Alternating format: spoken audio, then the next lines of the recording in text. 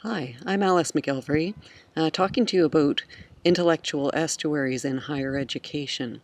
The intellectual estuary is a concept I came up with many years ago to look at how bringing together diverse groups of people and ideas can sometimes result in exceptional learning or productivity. So I've been asked, can this apply to instructional design in higher education? And I'm bringing you one quick example today from my own doctoral studies. I went to Fielding Graduate University, did a degree in Human and Organizational Systems for my doctorate, and if you're not familiar, has been in existence for about 40 years now. One of the founding faculty members was Malcolm Knowles, who is known, of course, for his work with learning specifically designed for adults. So it's not surprising that Fielding programs focus on people well into their careers and relevant customized learning. So in this example I'm going to share with you, I was at the time studying leadership in what's called a knowledge area at Fielding, which is a kind of topic or theme, sort of the closest that they had to a course.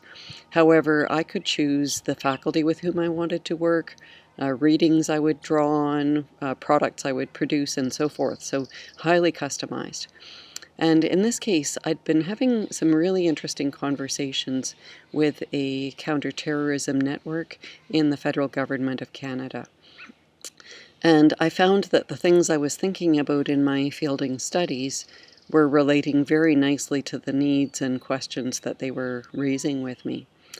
So I suggested in a conversation that we flip from a consulting model that we were exploring to more of a research model, where I would come in and watch, observe, interview, help them to better understand what was going on in this network in relation to the questions that they were raising.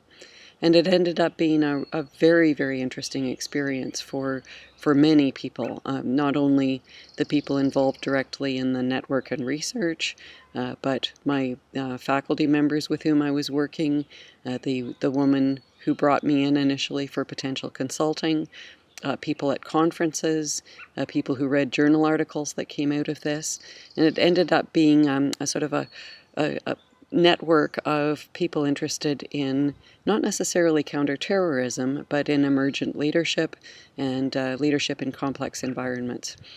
So my main point here is an institution like Fielding Graduate University. It's an accredited university, a higher education institution, and yet they've been able to create these very flexible instructional design models that allow for not only intellectual estuaries to be created by learners and faculty and others, but also for a kind of edge effect where this leads to enhanced learning and surprising positive outcomes.